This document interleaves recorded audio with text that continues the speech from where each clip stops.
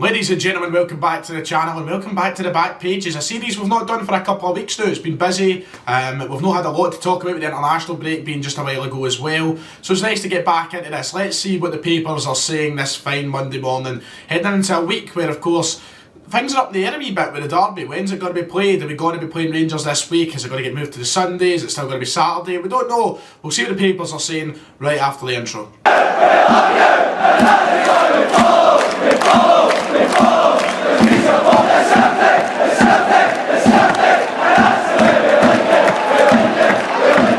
So let's start with the Daily Record today, and their back pages is talking about exactly what we were before the intro rolled there, and that is the Scottish Cup fixture against Rangers this weekend. Celtic are meant to be heading to Ibrox to take on the champions-elect of Scotland in the match that will see who goes through to the next round of the Scottish Cup, the fourth round. And it might not be going on, we don't know. There's a contingency meeting happening as we speak. By the time this is uploaded, the situation might have been dealt with. We might have a game, we might have a time. The rumour seems to be that will go ahead on Sunday morning rather than Saturday night, which is gutting because I was really looking forward to a Saturday night fixture. And look, we're not going to get into the politics of it all here on the channel, but I feel like it's slightly annoying and slightly pointless that we have to move the game. I mean, maybe delay it till later on Saturday night. I know there's a lot of concerns as to fan behaviour and stuff and people drinking throughout the day, but at the end of the day, we're maybe in lockdown anyway, we're all going to be in the house anyway, so really, I don't know. There's a lot to go about it, there's a lot to talk about, and I'm sure that the SFA will go over everything with the relevant authorities in their meeting this morning, and I'm sure they'll be talking to the Police Scotland, they'll be talking to the Premier Sports, who have got a big say in what happens as well, they'll be talking to the government. There'll be a lot of people that has to be spoke to in making this decision, and hopefully we get it soon, because I would really like to know when this game is going forward, a game that I have been quietly building confidence for, but we'll talk about that when we get to it. And the back page, they are saying that Hampden bosses will hold an emergency meeting this morning to thrash out a contingency plan to reschedule this weekend's planned Scottish Cup card against alongside the funeral of Prince Philip. The SFA revealed on Saturday they were holding talks about potentially pulling the plug on Saturday's fourth round fixture list, which would include, of course, the derby between Celtic and Rangers. Of course, down in England, they've already pulled the plug on championship fixtures. They've announced that they've been postponed for Saturday as they were meant to be played alongside the funeral of Prince Philip. And up here now is a decision that we'll have to wait on. We'll wait and see. It's one of those ones, how much can I say? None of us as fans have any power in this. I think that the backlash has shown that the fans want the game to go ahead with the scheduled time. And of course, a lot of people will be saying, we should move it, but the majority of opinions that I've seen, especially particularly on social media, would suggest that even both Celtic and Rangers fans and fans of all other clubs don't want their games moved or postponed or whatnot. They just want the games to go on. It's not hard. I think that they've now announced that there's no sporting events to take place between something like 2:15 and 4:15, and of course the kick-off time was meant to be 4 o'clock on Saturday. Simply move it to 5 o'clock then, then you're not falling in that bracket. Of course, I've not got a say in it. I'm not a kind of official in all of this.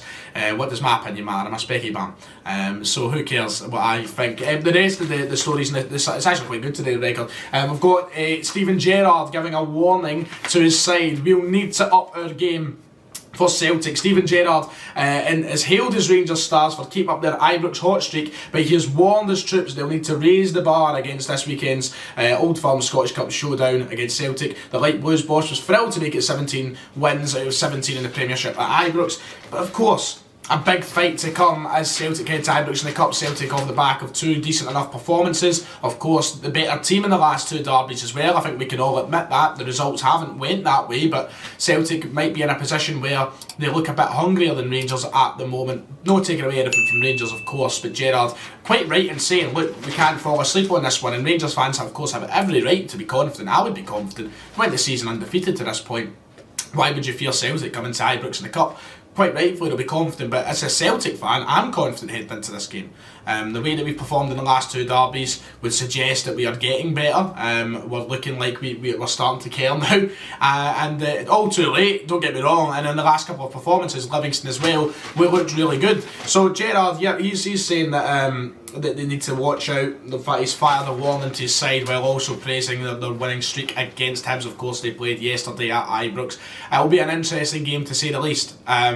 you know, throughout the week I'll be doing more videos. I'll be doing my match preview, we're doing a podcast in-depth preview as well. You know, we'll be talking about it a lot more, but it's certainly one that will be interesting because Celtic now have only one chance of winning silverware this season, and they need to up the game against Rangers. So Rangers, who did look a little bit lacklustre towards the end of the game yesterday, I think they went up 2-0 and then Rangers kind of were a little bit slower. They didn't look as hungry, and then that allowed Hibs to get back into the game with their goal. Hibs very unfortunate to have a goal disallowed too. That was a bit of a dodgy decision, but Nisbet getting a goal as well. Rangers did look a little bit you know, not the way they looked when they started the game anyway, and Celtic are willing to take advantage of that. So I'm excited to see how the game goes.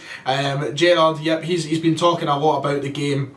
Gerrard, who revealed he won't gamble with the fitness of James Tavernier against Celtic, was happy with the result but admitted that the Hoops could make his men pay if they slack off on Saturday. He said the boys deserve credit, but going into next week we'll have to play better and manage the game better than the final stages of the first and second halves. We've had some real good training time of late and both teams have had a full week. I'll give them a day off, but there will be no excuses.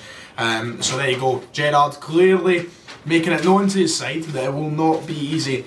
But I'm excited nonetheless, and make sure to stay tuned on the channel this week as we talk about it a lot more. John Kennedy, we're very happy with his performance, of course, at the weekend. Just to touch on that briefly, the best Celtic performance of the season.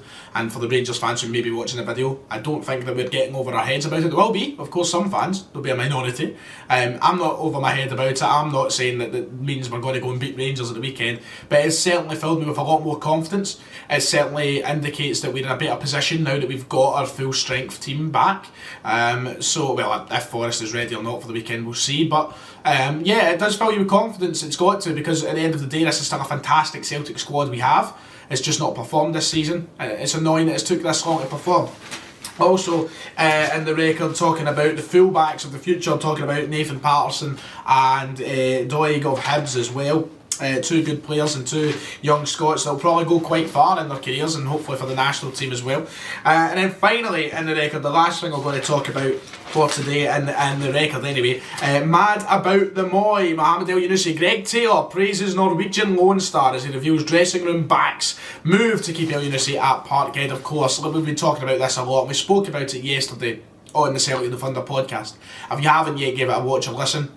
Feel free to do so either on Spotify or on the channel, but we spoke very much in depth about El-Yunusi and wanting to keep him at Celtic and the kind of circumstances around that. We should be trying our hardest to get El-Yunusi back here if it's possible. The way he's been playing as of recent, I think Southampton will maybe want to explore playing, having him in the team next year, considering they've struggled. They might even raise that apparent £5 million price tag as well. This is somebody though who I think Celtic should look at maybe even paying £5, £6, £7 million for. He's a player of top quality. I think technically he's one of the best players in the country with his technical ability. Honestly, when you play him on the left hand side, when you play him in his natural position, you get the player that you expect out of Mohamed El-Yunusi. He's rarely disappointed me when he's actually played in his position, rather than playing up front or as a number 10. When he's played in his actual position, he delivers 9 times out of 10. So yeah, I think Greg Taylor's spot on in saying that we should be looking to keep him. Greg Taylor doesn't know if he'll stay, but the left back has made it clear that he wants it to happen, and I think he speaks for the majority of Celtic fans. I think anybody who doesn't want El-Yunusi to stay really doesn't know the game. I've said that I said it in the podcast, the stream the other day. I was like, if you don't rate El-Yunusi, if you don't think he's a good footballer, it's not the sport for you, because he's magical, he's brilliant, his technical ability is unreal, and people will be quick to point out flaws and poor performances, but it's a guy who's once again, like many players this season, been bizarrely mismanaged. He's been mismanaged in terms of how he's been played in positions and roles, to game time as well. You know, a lot of times coming off the bench with very little to do. But when he's played right in the right positions and played in the correct circumstances, he's unbelievable, one of the best that we have. So I would like to see him back at Celtic. And finally, actually, John Kennedy making it, we're ready to deliver in an Ibrox crunch. Not a lot to talk about Eddie Howe. Keith Jackson's got something in the pull out, but I've lost the pull out, so I can't really look at it, which is a shame. But we'll talk about Eddie Howe, I suppose, tons of times over the next few weeks, I'd imagine. If it happens, make it happen, Celtic.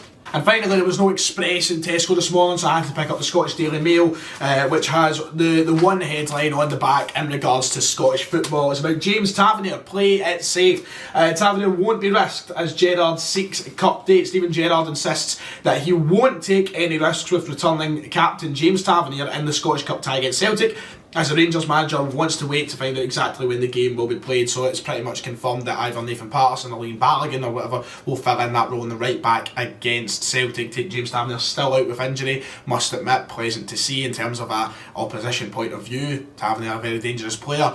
To see him out the team is always helpful, but apart from that, it's all about the opening the back, and I think that might actually be, I picked this up, then I went, obviously I had my little glance before we started the video, and so I went through the paper, and I think this is genuinely the only story in Scottish football they've got in it this week, just about James Tavernier. Just unbelievable, like nothing else. All the English football, the golf and whatever, so yeah, basically, Tavernier won't be risked to play against Celtic, that's all we have. And just carrying on from what I said a moment ago, so Rangers fans, what do you think about that? James Tavernier missed out the Celtic game. I'm a fan. We're going to talk about it all about that derby over the next week, don't you worry. So that does it for the returning episode of The Back Pages. Let me know what you think of all the stories that we spoke about today in the comments below. If you have enjoyed, please, as always, I urge you to hit like and subscribe. It is the thing that helps out the channel the most, especially that like button. Press that, get the video shared out, let everybody know what's happening. And I'm happy that we've done this today. Good wee chat. See you all next time.